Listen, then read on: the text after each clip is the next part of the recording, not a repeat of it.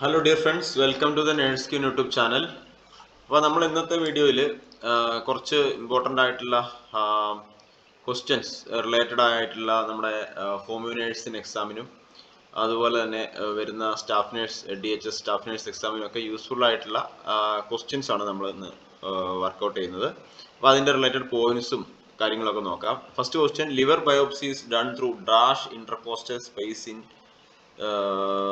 full. Option A, right 8th inspiration. Option B, right 6th inspiration. Option C, right 6th expiration. Option D, right 8th expiration. ഇപ്പോൾ liver biopsy എന്നുള്ളത് നമുക്കറിയാം. Biopsy എന്ന് പറഞ്ഞാൽ metastatic കണ്ടീഷൻസിന് നമ്മൾ tissues എടുത്ത് വിടുന്നതാണ്, അല്ലെ, sample എടുത്ത് വിടുന്നതാണ്. അപ്പോൾ ഇതിൻ്റെ ഇൻഡിക്കേഷൻ മെയിനായിട്ട് ലിവർ ക്യാൻസർ, അല്ലെ, മെറ്റാസ്റ്റാറ്റിക് ആയിട്ടുള്ള കണ്ടീഷൻ. അതുപോലെ Wilson disease, hepatitis, Wilson disease എന്ന് പറയും. അതുപോലെ ഹെപ്പറ്റൈറ്റിസ് ബി, അല്ലെ, അല്ലെങ്കിൽ ഹെപ്പറ്റൈറ്റിസുകൾ, വിൽസൺ ഡിസീസ്. അതുപോലെ ഏതെങ്കിലും ട്യൂമേഴ്സ് ഒക്കെ സസ്പെക്ട് ചെയ്താൽ അവിടെ നിന്ന് ടിഷ്യൂ എടുത്ത് വിടാം. അപ്പോൾ നമ്മൾ എവിടെയാണ്, ഏത് ഭാഗത്താണ് ഇഞ്ചെക്ട് ചെയ്തിട്ട് ടിഷ്യൂ എടുക്കേണ്ടത് ചോദിക്കുന്നത്. റൈറ്റ് 8th എക്സ്പിരേഷൻ ആണ്. ഇങ്ങനെ ഒരു ഓപ്ഷൻ ഉണ്ടെങ്കിൽ നിങ്ങൾക്ക് ഈ ഒരു ഓപ്ഷൻ തന്നെയാണ് മാർക്ക് ചെയ്യേണ്ടത്. പിന്നെ നമ്മൾ ഈ ഹെപ്പറ്റിക് ആർട്ടറി ഉണ്ട്, അതുപോലെ ഹെപ്പറ്റിക് പോർട്ടൽ വെയിൻസും ഒക്കെ ഉണ്ട്, അല്ലെ, നമ്മുടെ ലിവറുമായിട്ട് നോക്കുകയാണെങ്കിൽ. അതിനകത്ത് ഹെപ്പറ്റിക് ആർട്ടറി എന്ന് പറയുന്നത് oxygenated blood delivers oxygenated blood to the liver tissues. അപ്പൊ ലിവർ ടിഷ്യൂസിന് ആവശ്യമായിട്ടുള്ള ഓക്സിജനേറ്റഡ് ടിഷ്യൂസ് എത്തിക്കുന്നതാണ് ഹെപ്പറ്റിക് ആർട്ടറി എന്ന് പറഞ്ഞാൽ. സോ ആർട്ടറി ലിവർ ടിഷ്യൂസിന് ആവശ്യമായിട്ടുള്ള ഓക്സിജനേറ്റഡ്, അതായത് 25 തൊട്ട് 30% ബ്ലഡ് ഫ്ലോ നമ്മുടെ ലിവറിലേക്ക് വരുന്നുണ്ട്. അത് ഹെപ്പറ്റിക് ആർട്ടറി വഴിയാണ്. ഈ portal vein, hepatic portal vein എന്നുള്ളത് carries blood contains nutrients, drugs and toxins. അപ്പോൾ ഇതിനകത്ത് പോർട്ടൽ വെയിനിലൂടെയാണ് നമ്മൾ കഴിക്കുന്ന മരുന്നുകളിൽ നിന്നുള്ള മരുന്നുകളും അതുപോലെയുള്ള ഡ്രഗ്സ്, അതുപോലെ ടോക്സിൻസ്, ന്യൂട്രിയൻസ്, ഇതെല്ലാം ജെ ട്രാക്റ്റിൽ നിന്ന് അബ്സോർവ് ചെയ്തിട്ട് നമ്മുടെ ലിവറിലേക്ക് എത്തിക്കുന്നത് ഹെപ്പറ്റിക് പോർട്ടൽ വെയിൻസ് ആണ്. ഇതൊരു 70 തൊട്ട് 75% ബ്ലഡ് ഇങ്ങനെ എത്തിക്കുന്നുണ്ട്. അപ്പോൾ അതിന്റെ ഞാൻ പറഞ്ഞപ്പോൾ ഈ ഹെപ്പറ്റിക് ആർട്ടറി എന്താണ്, ഹെപ്പറ്റിക് വെയിൻ എന്താണ്, അതിന്റെ കാര്യങ്ങൾ എന്തൊക്കെയാണെന്നുള്ളതാണ് നമ്മൾ നോക്കിയത്. ലിവറിലേക്ക് ബ്ലഡ് കൊണ്ടുവരുന്നു 25 മുതൽ 30% വരെ. ബാക്കി ലിവറിലേക്കുള്ള ബ്ലഡ് പോർട്ടൽ വെയിനിലാണ് കൊണ്ടുവരുന്നത്. അത് ജെ ട്രാക്കിൽ നിന്ന് അബ്സോർവ് ചെയ്തിട്ടുള്ള ടോക്സിൻസ്, ന്യൂട്രിയൻസ്, ഡ്രഗ്സിന്റെ ഒക്കെ കാര്യങ്ങളാണ് കൊണ്ടുവരുന്നത്. ഇനി നമുക്ക് അതിന്റെ എങ്ങനെയാണ് ലിവറിൽ അത് വരുന്നത്, ഇഞ്ചക്ഷൻ ചെയ്ത് ബ്ലഡ് സിറിഞ്ച് എവിടെയാണ് വരുന്നത് എന്നുള്ള കാര്യങ്ങളൊക്കെയാണ് നോക്കുന്നത്. Liver biopsy is most commonly performed through the 7th or 8th intercostal space. ഏകദേശം ഇവിടെയാണ് വരുന്നത് കേട്ടോ. ഈ വെയിൻ വരുന്ന ഈ 7നും 8നും ഇടയ്ക്കാണ്. ഇവിടെ പടത്തിലൊന്ന് മാറിപ്പോയതാണ്. The procedure is done with the patient exhaling, അതായത് ശ്വാസം ഉള്ളിലേക്ക് എടുത്തിട്ട് പുറത്തേക്ക് വിട്ടിട്ട് അവിടെ ഹോൾഡ് ചെയ്ത് കുറച്ചു നേരം ഹോൾഡ് ചെയ്യും. ആ സമയത്താണ് പ്രിക്ക് ചെയ്യുന്നത്. അപ്പൊ ആ സമയത്ത് എന്താണ്, ലിവർ അബ്ഡമന്റെ വളരെ ക്ലോസ് ആയിട്ട് കാണപ്പെടും. അങ്ങനെ reduce the risk of lung puncture. അപ്പൊ അത് നിങ്ങൾ ശ്രദ്ധിക്കണം.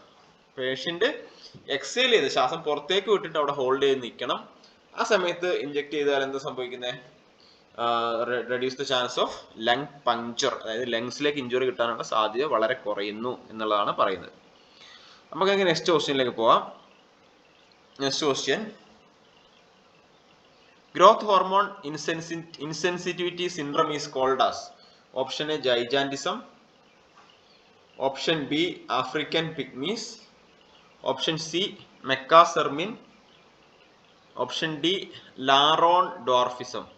So growth hormone insensitivity syndrome is called as. Option D, Laron dwarfism is correct answer. Dwarfism എന്ന് പറഞ്ഞാൽ എന്താണ്, നമ്മുടെ സൈസ് കുറയുക, അല്ലെ, ഈ കുട്ടി മനുഷ്യന്മാരെ പോലെ കാണുന്നതാണ്. ഈ മെക്കാസെർമിൻ എന്ന് പറഞ്ഞാൽ ഒരു മാൻമെയ്ഡ് ഹോർമോൺ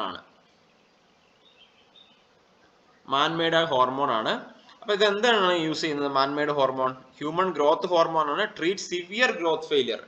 അപ്പൊ ഇത് മാൻമെയ്ഡ് ഹോർമോൺ ഗ്രോത്ത് ഫെയിലിയറിന് യൂസ് ചെയ്യുന്നതാണ്. എന്തിനാണ്, ഗ്രോത്ത് ഇംപ്രൂവ് ആകാൻ വേണ്ടി യൂസ് ചെയ്യുന്ന മാൻമെയ്ഡ് ഹോർമോൺ മെക്കാസെർമിൻ. മറക്കരുത്, മാൻമെയ്ഡ് ഗ്രോത്ത് ഹോർമോൺ ആണ്. ഇനി ഈ ജൈജാൻറ്റിസ് എന്ന് പറഞ്ഞാൽ ലാർജ് ഹാൻഡ്സ് ആൻഡ് ഫീറ്റ്സ് ഒക്കെ വരും, അല്ലെ. വലിയ, അതായത് കൈയും കാലൊക്കെ വലുപ്പത്തിൽ ഇങ്ങനെ വരും. അതുപോലെ അവരുടെ താടിയെല്ലുകൾ വളരെയധികം വലുപ്പം വെക്കാം. ഇതിന്റെ കോസ് പിറ്റ്യൂട്ടറി അഡിനോമ എന്നുള്ള ഒരു ബ്രെയിൻ ട്യൂമർ പോലുള്ള കണ്ടീഷൻസ് ആണ് ഇത്. പിന്നെ മെറ്റാസ്റ്റാറ്റിക് അല്ല. അതുപോലെ ജനറ്റിക് കണ്ടീഷൻസ് ഒക്കെ വരാം. അപ്പൊ അതിന്റെ എക്സ്പ്ലനേഷൻ നോക്കാം. Growth hormone insensitivity syndrome is also known as Laron syndrome. Laron syndrome it is a rare genetic disorder ആണ്. ലാറോൺ സിൻഡ്രം എന്ന് പറഞ്ഞാൽ ഗ്രോത്ത് ഹോർമോൺ ഇൻസെൻസിറ്റിവിറ്റി സിൻഡ്രം ആണ്. റെയർ ജനറ്റിക് ഡിസോർഡർ ആണ്. Genetic mutation. Most causes are inherited in an autosomal recessive pattern, meaning a person must inherited a mutated gene from the both parents to be affected. Genetic mutation വഴിയാണ് ഈ ലാറോൺ syndrome ഉണ്ടാകുന്നത്, അല്ലെങ്കിൽ അത്തരത്തിലുള്ള അസുഖങ്ങൾ ഉണ്ടാകുന്നത്. Severe short stature, അതായത് വളരെയധികം ചെറിയ ഒരു കുട്ടി മനുഷ്യനെ പോലെ തോന്നും. അവരുടെ കൈയും കാലും ഒക്കെ ചെറുതായിരിക്കും. Affected individuals are typically normal size at birth. Birthil size normal ആയിരിക്കാം, but have extremely slow growth from the early childhood onward. Distinctive facial features. Common features include a prominent forehead, a depressed nasal bridge, and a small chin. അപ്പോൾ അത് വരുന്നത് ഈ African പിഗ്മീസ് എന്ന് പറഞ്ഞൊരു option നമ്മൾ നേരത്തെ കണ്ടില്ലേ, ആഫ്രിക്കൻ പിഗ്മീസ്. അപ്പൊ അവർ വളരെ ഷോർട്ട് ആയിട്ടുള്ള ആളുകളായിരിക്കും, ഷോർട്ട് സ്റ്റാച്ചു ആയിരിക്കും. ഇനി gigantism is a hormonal disorder resulting from excessive growth hormone during childhood. ഇനി അടുത്ത ക്വസ്റ്റ്യനിലേക്ക് കടക്കാം. Elevated level of bile salts. Option A inhibit S A node firing, stimulate S A node firing, causes tachycardia, causes arterial fibrillation. അപ്പൊ elevated level of bile salts, bile സാൾട്സിന്റെ അളവ് കൂടുമ്പോൾ എന്താണ് സംഭവിക്കുന്നതാണ്. So option A inhibit S A node firing is the correct answer. Caused by structured damage to node from ageing. ഇപ്പൊ age കൊണ്ട് വരാം. അപ്പൊ നോഡിന് എസ് എ നോഡിനുള്ള ഡാമേജ് വരുമ്പോൾ എന്താണ് സംഭവിക്കുന്നത്, ഫയറിംഗ് കുറയും, തടസ്സം വരും. ഫയറിംഗ് എന്ന് പറഞ്ഞാൽ ആ പൾസേഷൻ അല്ലെ. S A node is the artificial pace maker എന്നല്ല പറയാ, pace maker of the heart എന്നല്ലേ പറയാ, ആർട്ടിഫിഷ്യൽ പേസ് മേക്കർ അല്ല. സോ ഇതിന് പല കാരണങ്ങളുണ്ട്. ഏജിങ് ഉണ്ട്, സർജറി ഉണ്ടാകാം, ischemia, medications, hyperkalemia, hypoxemia, increased ICP, ischemia തുടങ്ങിയിട്ടുള്ള കണ്ടീഷനിലൊക്കെ ഇത് വരാം. Inhibit S A node firing വരാം. അപ്പൊ എസ് എ നോഡ് ഫയറിംഗ് കുറയുമ്പോൾ എന്താ സംഭവിക്കുന്നത്, ബ്രാഡിക്കാർഡി ഉണ്ടാകാം. ടക്കിക്കാർഡി അല്ല അവിടെ വരുന്നത്, ബ്രാഡിയാണ് വരുന്നത്. പൾസ് റേറ്റ് കുറയാണ് ചെയ്യുന്നത്. ഫെയിന്റിങ്, ഡിസിനസ്, തലകറക്കം ഉണ്ടാകാം, ഷോർട്ട്നെസ് ഓഫ് ബ്രീത്ത് വരാം, കാർഡിയക് അറസ്റ്റ് വരെ വരാം കേട്ടോ. കാരണം പേസ് മേക്കർ അവിടെ അതിന്റെ പണി ചെയ്യാതെ വരുമ്പോഴാണ് അങ്ങനെ ഉണ്ടാകുന്നത്. Elevated levels of bile salts can inhibit S A node firing, leading to a slower heart rate known as bradycardia. നമ്മൾ പറഞ്ഞു തന്നെയാണ്. This effects has been observed in patients with condition that cause high bile acid level such as liver cirrhosis and cholestasis of pregnancy.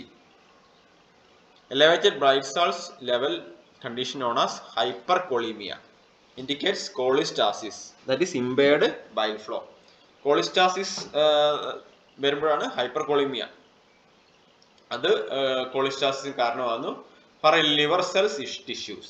This can lead to symptoms like itching and may be caused by conditions such as obstructive jaundice.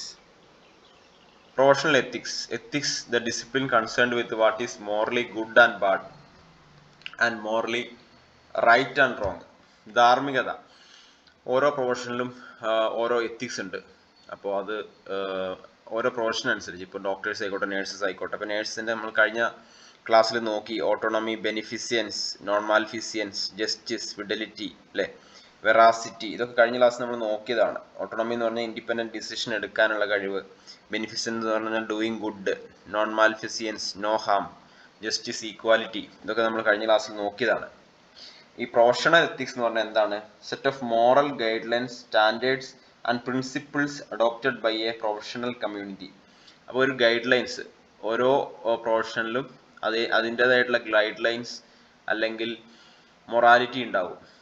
അത് ആ ഒരു പ്രൊഫഷന് വേണ്ടി ആ ഒരു standard ഉണ്ടാവും. അത് ആ professional community adopt ചെയ്തതാണ്. ഇപ്പൊ നേഴ്സിംഗിന്റെ പ്രൊഫഷണൽ എത്തിക്സ് ഉണ്ട്. Then code of ethics.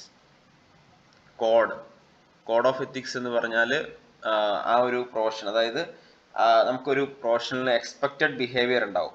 ആ പ്രൊഫഷനിൽ ഇങ്ങനെയൊക്കെ ആയിരിക്കണം അല്ലേ. ലൈക്ക് കോൺഫിഡൻഷ്യാലിറ്റി, നമ്മുടെ നേഴ്സിന് നോക്കുകയാണെങ്കിൽ കോൺഫിഡൻഷ്യാലിറ്റി, മെഡിക്കൽ പ്രൊഫഷൻ എല്ലാം തന്നെ, പാരാമെഡിക്കൽ പ്രൊഫഷനിലൊക്കെ തന്നെ കോൺഫിഡൻഷ്യാലിറ്റി, എസ്പെഷ്യലി നേഴ്സിംഗ് പ്രൊഫഷന് വളരെ ഇമ്പോർട്ടൻ്റ് ആണ്.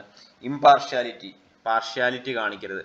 ഒരു പ്രത്യേക വർഗത്തോടുള്ള സ്നേഹം, അല്ലെങ്കിൽ ഒരു റിലീജിയനോട്, ഒരു ജെൻഡറോടുള്ള സ്നേഹം, അത് പാടില്ല.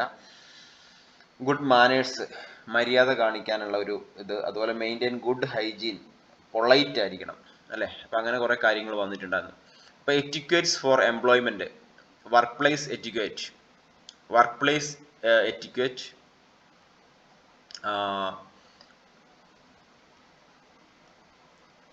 ഒരു മിനിറ്റ് കുറച്ച് വലുതായി കാണിക്കാന്ന് വെച്ചാൽ, etiquettes for employment, work place etiquette includes being punctual, dressed appropriately for the office, communicating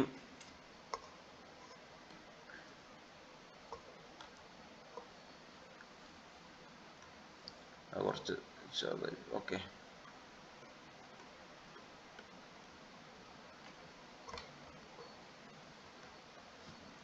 So etiquettes for employment, workplace etiquette includes being punctual, dressed appropriately for the office, communicating respectfully and clearly, and respecting colleagues' time and space. So വർക്ക്പ്ലേസിലുള്ള ഒരു മര്യാദകൾ, അത് എല്ലാ പ്രൊഫഷനിലും വളരെ important ആണ്.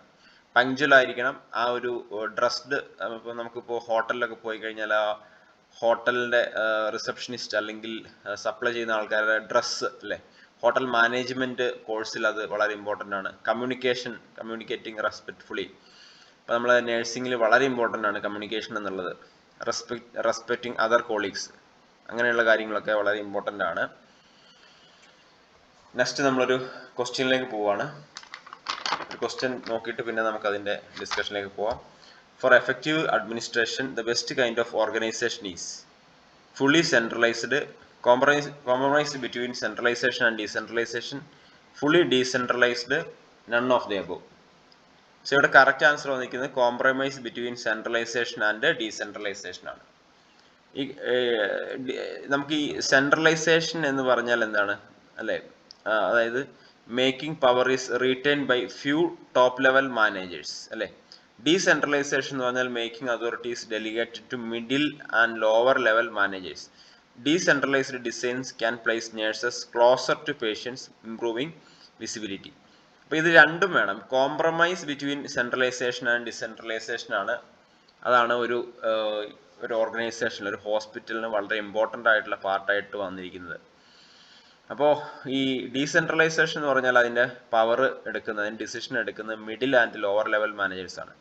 അപ്പോൾ സാധാരണ hospital കണ്ടീഷനിൽ ICUലൊക്കെ nurse patient relationship ഒക്കെ കൂടുന്നത് ഈ ഡീസെൻട്രലൈസ്ഡ് ഡിസൈൻസിലാണ്. അപ്പോൾ നമ്മൾ കഴിഞ്ഞ ക്ലാസ്സിൽ അതിൻ്റെ ഡീറ്റെയിൽസ് കുറച്ച് പറഞ്ഞിട്ടുണ്ടായിരുന്നു.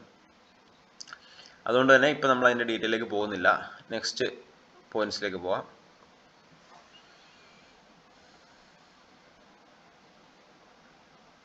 In administration, the term delegation refers to giving orders to others, authority over others, assigning task responsibility to others, taking order from others. Delegation എന്ന് പറഞ്ഞാൽ എന്താണ്? Assigning task with responsibility to others എന്നുള്ളതാണ്. മറ്റുള്ളവർക്ക് task കൊടുക്കുക. അതിപ്പോൾ ഒരു team leader വന്നു കഴിഞ്ഞു. ഇപ്പോൾ ടീം ലീഡർ കുറേ ഗ്രൂപ്പ് ഓഫ് നേഴ്സസിന് ഓരോ ടാസ്ക് കൊടുക്കുകയാണ്. അപ്പോൾ according to their ability team ലീഡറിന് അറിയാം. അതനുസരിച്ച് management is the process. Delegation in management is the process where managers assign task, responsibilities and decision making authority to subordinates. സബോർഡിനേറ്റ്സിന് decision making authority കൊടുക്കുകയാണ്. അതാണ് ഡെലിഗേഷൻ എന്നുകൊണ്ട് ഉദ്ദേശിക്കുന്നത്. ഇനി നിങ്ങളുടെ സിലബസിൽ ഉള്ള ഒരു പ്രധാനപ്പെട്ട ഒരു പാർട്ടാണ് continuing education and in service education. So what is in service education? Training provided by an employer to its current employees to improve their job. അതായത് ഓൾറെഡി ഒരു ഹോസ്പിറ്റലിൽ വർക്ക് ചെയ്യുന്ന എംപ്ലോയീസ് അവരുടെ ആ സ്കിൽസ് ഇമ്പ്രൂവ് ചെയ്യാൻ വേണ്ടി, അല്ലെങ്കിൽ അവരുടെ എഡ്യൂക്കേഷൻ, അവരുടെ നോളജ് ഇമ്പ്രൂവ് ചെയ്യാൻ വേണ്ടി, അവരുടെ സ്കിൽസ് നോളജ് ഇമ്പ്രൂവ് ചെയ്യാൻ വേണ്ടി, അതുപോലെ ഓർഗനൈസേഷൻ ചേഞ്ചസിന് അഡാപ്റ്റ് ചെയ്യാൻ വേണ്ടി, ഇപ്പോൾ ബിഫോർ എന്തെങ്കിലും തമ്മിൽ ഇപ്പോൾ NABH അക്രഡിറ്റേഷൻ കിട്ടാൻ വേണ്ടി അങ്ങനെയുള്ള കുറച്ച് മാറ്റങ്ങളൊക്കെ വരുത്തും, പോസിറ്റീവായിട്ടുള്ള മാറ്റങ്ങൾ. പേഷ്യൻ്റ് കെയർ ഇമ്പ്രൂവ് ചെയ്യാൻ വേണ്ടിയുള്ള പുതിയ പോളിസീസ് ഇൻട്രൊഡ്യൂസ് ചെയ്യും, ടെക്നോളജീസ് ഇൻട്രൊഡ്യൂസ് ചെയ്യും. ആ സമയത്ത് അത് മനസ്സിലാക്കാൻ വേണ്ടി ആ ഹോസ്പിറ്റലിലുള്ള സ്റ്റാഫ് നേഴ്സിന് കൊടുക്കുന്ന സ്കിൽസ്, അതുപോലെ നോളജ് ഇമ്പ്രൂവ് ചെയ്യാൻ വേണ്ടി കൊടുക്കുന്ന ഒരു എഡ്യൂക്കേഷനാണ് ഇൻ സർവീസ് എഡ്യൂക്കേഷൻ എന്നുള്ളത്. അപ്പോൾ orientation for new staff, training on new equipment like ventilators or workshops on hospital specific policies and procedures. ആ ഹോസ്പിറ്റലിലുള്ള പുതിയ എക്യുപ്മെന്റ്സിനെ പ്രവർത്തനങ്ങളും കാര്യങ്ങളും ഒക്കെ അറിയാൻ വേണ്ടി അവിടെ കൊടുക്കുന്ന എഡ്യൂക്കേഷനാണ് in service education. It is inside the hospital, ആ നെയിമിൽ തന്നെ ഉണ്ട്. കണ്ടിന്യൂയിങ് എഡ്യൂക്കേഷൻ എന്ന് പറഞ്ഞാൽ നിങ്ങളിപ്പോൾ ഒരു GNM കഴിഞ്ഞ ആളാണെങ്കിൽ നിങ്ങൾ ഹോസ്പിറ്റലിൽ വർക്ക് ചെയ്യുന്നുണ്ട്, വർക്ക് ചെയ്തുകൊണ്ട് തന്നെ പിന്നെ ഈ ഇഗ്നോയിലൊക്കെ പോസ്റ്റ് ബേസി എടുക്കുന്നവരില്ലേ, അതാണ് continuing education. Learning that occurs through out one's professional life. Professional ലൈഫിലുള്ള ലേണിംഗ് ആണിത്. Often for professional development, career advancement, or to learn a new field, and it can include workshops, seminars and online courses. അപ്പോൾ നിങ്ങളിപ്പോൾ BSc nursing പഠിച്ചുകൊണ്ടിരിക്കുകയാണ്. ഇപ്പോൾ work ചെയ്യുന്ന സമയത്ത് തന്നെ നിങ്ങൾ ലീവ് എടുത്ത് പോയിട്ട് MSc പഠിക്കുകയാണ്. അത് കണ്ടിന്യൂയിങ് എഡ്യൂക്കേഷനാണ്. Pursuing higher degrees like MSc, PhD, attending conferences, workshops, seminars, and obtaining advanced certifications like ACLS, BLS, ഇതൊക്കെ വരുന്നത് കണ്ടിന്യൂ ചെയ്യും. സോ നിങ്ങൾക്ക് ഇത് നമ്മൾ ഡിഫറൻസ് മനസ്സിലായെന്ന് വിശ്വസിക്കുന്നു.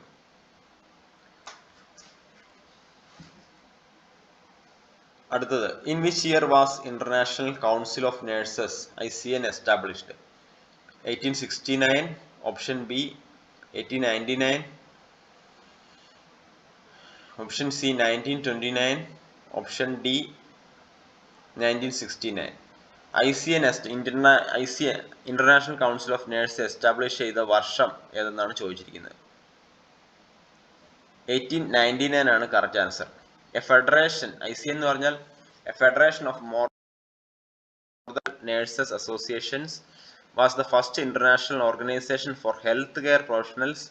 It is headquartered in Geneva, സ്വിറ്റ്സർലൻഡിലുള്ള ജനീവയിലാണ് headquarters. Represent nursing worldwide, advance the nursing profession, promote the well-being of nurses, for health in all policies. അപ്പോൾ അതിൻ്റെ വളരെ ഇമ്പോർട്ടൻ്റ് ആയിട്ടുള്ള ഒരു ഫംഗ്ഷൻ ആണ് international council of nurses ICN നിർവഹിക്കുന്നത്.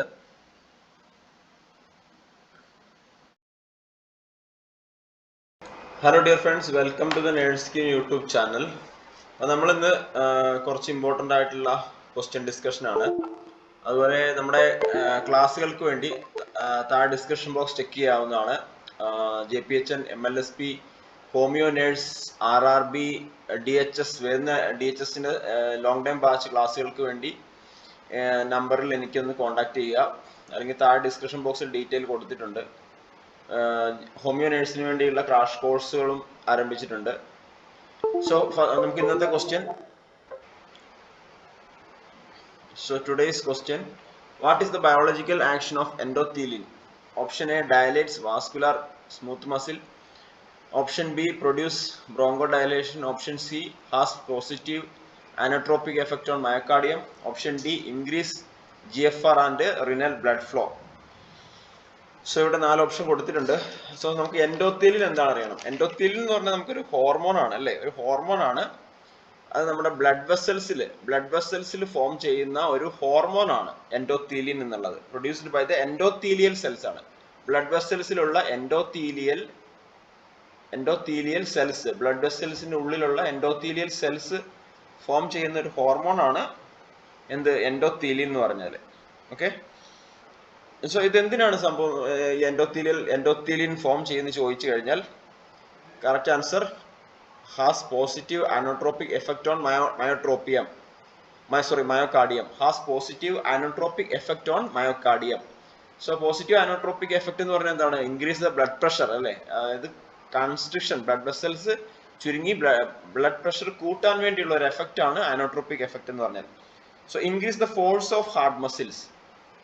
Increase the force of heart muscles എന്ന് പറയാം. അതുപോലെ വാസോ കൺസ്ട്രിക്ടർ എഫക്റ്റ് ആണ്. വാസോ കൺസ്ട്രിക്ട് എന്ന് പറഞ്ഞാൽ എന്താണ് സംഭവിക്കുന്നത്? BP കൂടും. വാസോ കൺസ്ട്രിക്ഷൻ ആണ്. സോ ഇത് സംഭവിക്കുന്നത് വാസോ കൺസ്ട്രിക്ഷൻ ആണ്. നമുക്ക് അതിന്റെ ഡീറ്റെയിൽസ് എന്താന്ന് നോക്കാം. എൻഡോത്തീലിൻ is a potent vasoconstrictor peptide hormone that plays a role in regulating blood pressure. Blood pressure regulate ചെയ്യാണ് ചെയ്യുന്നത് by narrowing blood vessels. Blood vessels narrow ചെയ്യും, constrict ചെയ്യും. അങ്ങനെ എന്ത് ചെയ്യും? blood pressure കൂട്ടും. produced by endothelial cells. എവിടെ നിന്നാണ് ഇത് ഫോം ചെയ്യുന്നത്? blood vesselsന്റെ ഉള്ളിലുള്ള endothelial cells നിന്നാണ് endotheliin എന്നുള്ള ഹോർമോൺ ഫോം ചെയ്യുന്നത്. It promotes the growth of various cell types including vascular smooth muscles cells. Endotheliin can contribute to inflammation, particularly in the airways during asthma, by increasing inflammatory cells and cytokine production. So നിങ്ങൾ ശ്രദ്ധിക്കേണ്ട കാര്യം ഇത്രയേ ഉള്ളൂ. Biological action of endothelin എന്ന് പറഞ്ഞാൽ blood pressure കൂട്ടുന്നതാണ്. Force of myocardial contraction കൂട്ടും. Inotropic effect ഉണ്ട്.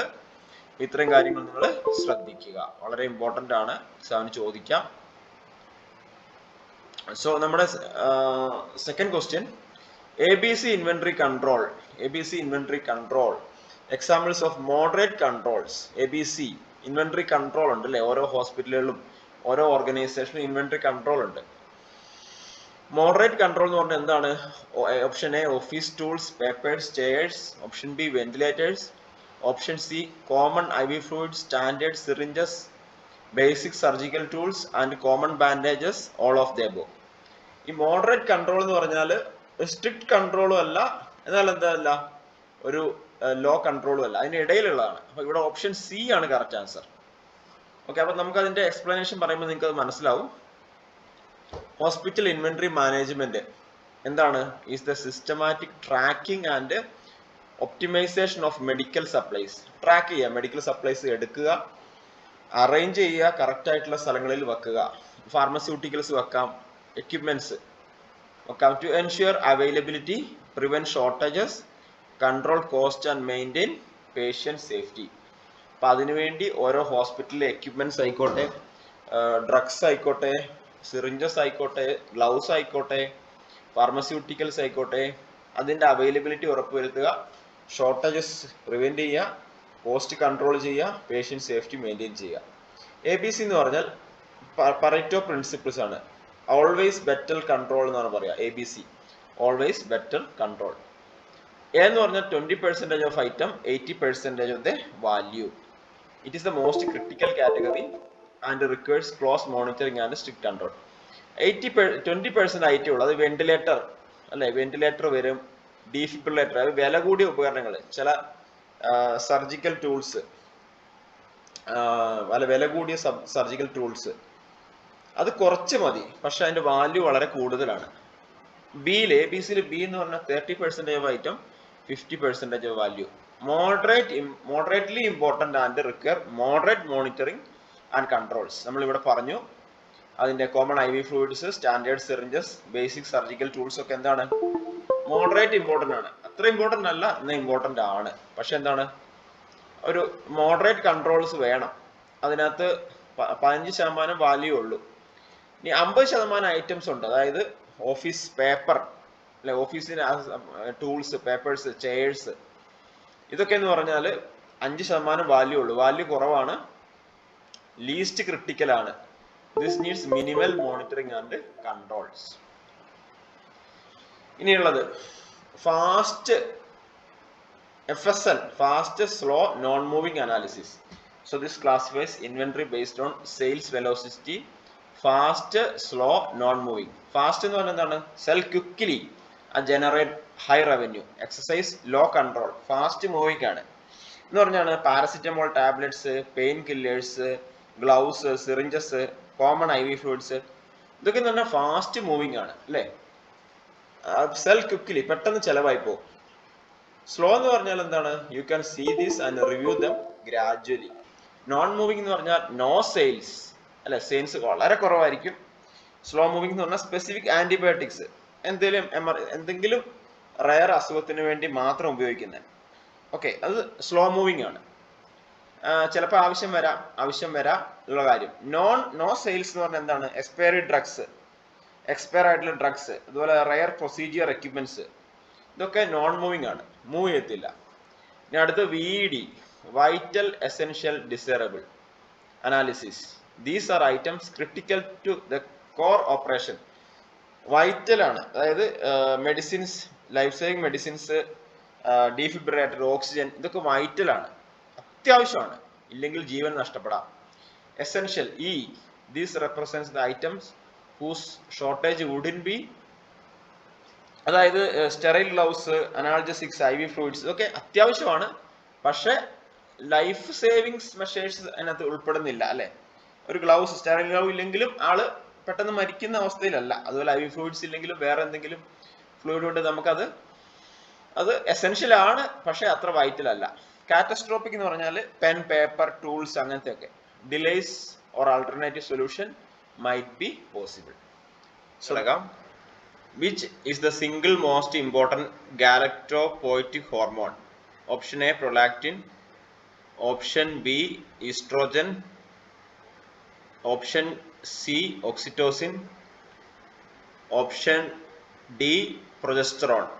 ഈ വരുന്ന കേരള PSC ഹോമിയോ എക്സാമിനും അതുപോലെ RRB എക്സാമിനും ഒക്കെ യൂസ്ഫുൾ ആയിട്ടുള്ള ക്വസ്റ്റ്യൻസ് ആണ്.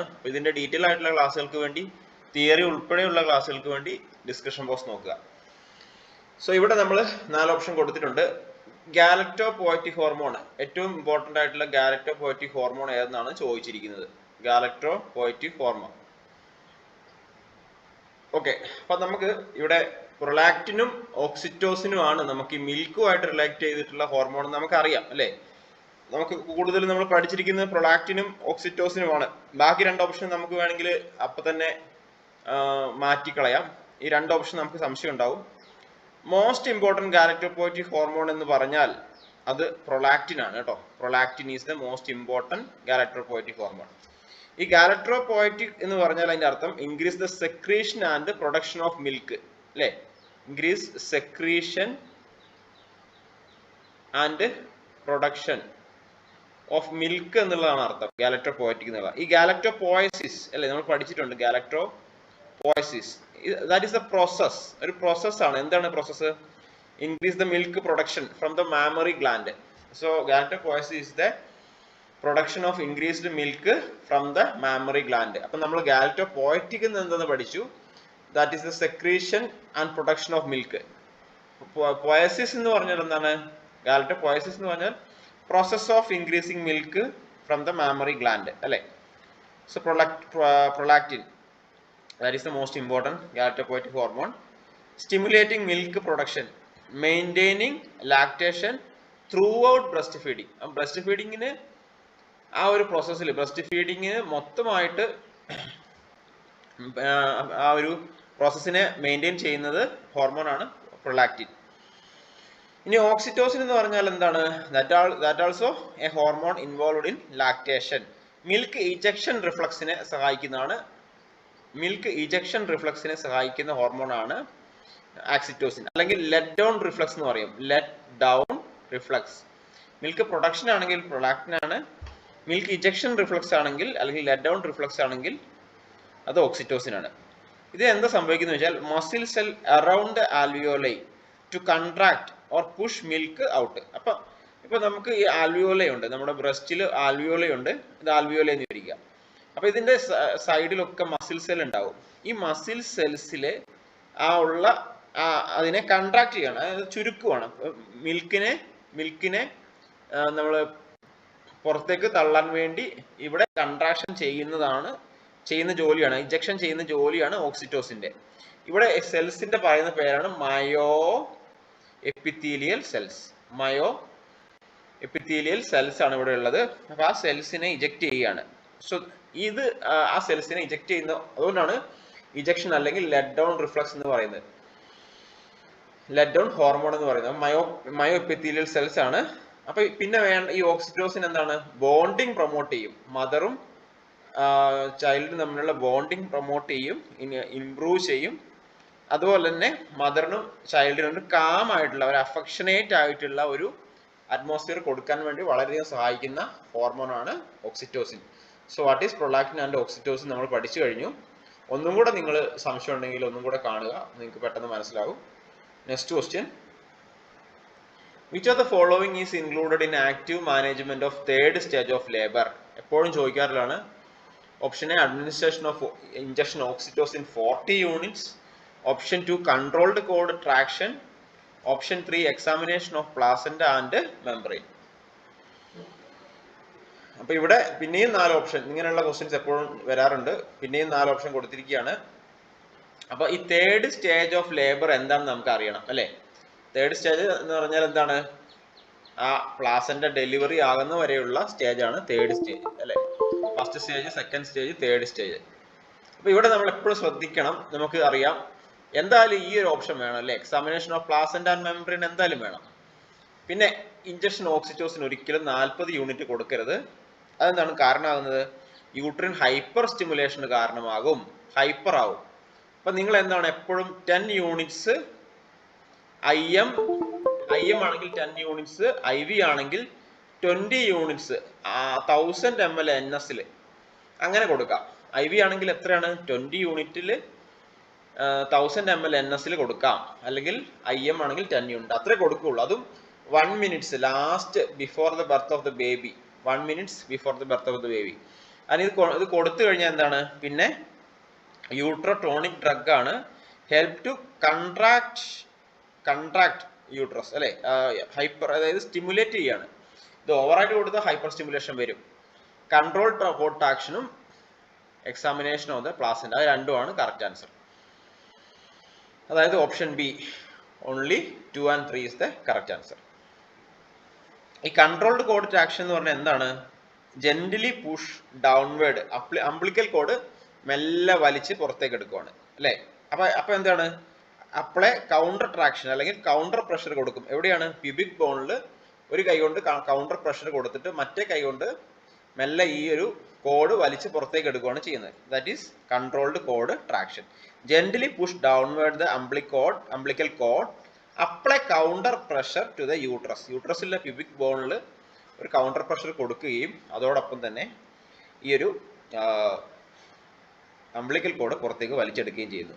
സോ അഡ്മിനിസ്ട്രേഷൻ ഓഫ് എ, നമ്മൾ പറഞ്ഞു കൺട്രോൾഡ് കോഡ് ട്രാക്ഷൻ എന്ന് പറഞ്ഞു, ഡെലിവർ ദ പ്ലാസന്റ ഡെലിവർ ചെയ്യാനാണ്. അതിന് മുന്നേട്ട് എന്ത് ചെയ്യും, പ്ലാസന്റ ക്ലാമ്പ് ചെയ്യണം. ക്ലാമ്പ് ചെയ്തതിന് ശേഷം, ഇമ്മീഡിയറ്റ്ലി ക്ലാമ്പ് ചെയ്തതിന് ശേഷമാണ് വലിച്ചെടുക്കുന്നത്. പിന്നെ നമുക്ക് യൂട്രൈൻ ഫീറ്റൽ മസാജ് കൊടുക്കാം. എന്താണ്, ടു പ്രിവെന്റ് ബ്ലീഡിങ് അല്ലെ. യൂട്രൈൻ മസാജ് നമ്മൾ കൊടുക്കും ടു പ്രിവെന്റ് ബ്ലീഡിങ്. അപ്പൊ ഇത്രയും കാര്യങ്ങളാണ് നമ്മൾ തേർഡ് സ്റ്റേജ് ഓഫ് ലേബറിൽ ചെയ്യുന്നത്. കൺട്രോൾഡ് കോഡ് ട്രാക്ഷൻ എന്താണെന്ന് ഞാൻ പറഞ്ഞു, പ്ലാസന്റ മെംബ്രെയിൻ എക്സാമിൻ ചെയ്യേണ്ടത് ഞാൻ പറഞ്ഞു. പിന്നെ എന്താണ്, യൂട്രൈൻ മസാജ് കൊടുക്കും ടു പ്രിവെന്റ് ബ്ലീഡിങ്. ഒരിക്കലും നമ്മൾ ഇഞ്ചക്ഷൻ ഓക്സിറ്റോസിൻ 40 യൂണിറ്റ് കൊടുക്കില്ല. ഇത്തരത്തിലുള്ള കൂടുതൽ ക്ലാസ്സുകൾ കിട്ടാൻ വേണ്ടി 9048392578 എന്ന നമ്പറിൽ എനിക്ക് വാട്സപ്പ് ചെയ്യുക. കൂടുതൽ ക്ലാസ്സുകൾ ലഭിക്കുന്നതിന് വേണ്ടിയാണ്. അപ്പോൾ ഈ വീഡിയോ തീർച്ചയായിട്ടും മറ്റു കൂട്ടുകാരിലേക്ക് ഷെയർ ചെയ്യുക. ഈ വീഡിയോ നിങ്ങൾക്ക് ഉപകാരപ്രദമായി എന്ന് ഞാൻ കരുതുന്നു. സോ ഇത്തരത്തിലുള്ള വീഡിയോകൾ ലഭിക്കുന്നതിന് വേണ്ടി നമ്മുടെ ചാനൽ ഒന്ന് സബ്സ്ക്രൈബ് ചെയ്ത് ബെല്ലൈക്കൺ കൂടെ എനേബിൾ ചെയ്ത് വെക്കുക. അതുപോലെ നമ്മുടെ ഈ ഒരു ചാനലിൽ തന്നെ നോട്ടിഫിക്കേഷൻസ് ഉണ്ടാവും. പാരാമെഡിക്കൽ, മെഡിക്കൽ, നഴ്സിംഗ് റിലേറ്റഡ് ആയിട്ടുള്ള നോട്ടിഫിക്കേഷൻ ലഭിക്കുന്നതിന് വേണ്ടി ചാനൽ ഒന്ന് സബ്സ്ക്രൈബ് ചെയ്യുക. Thank you for watching.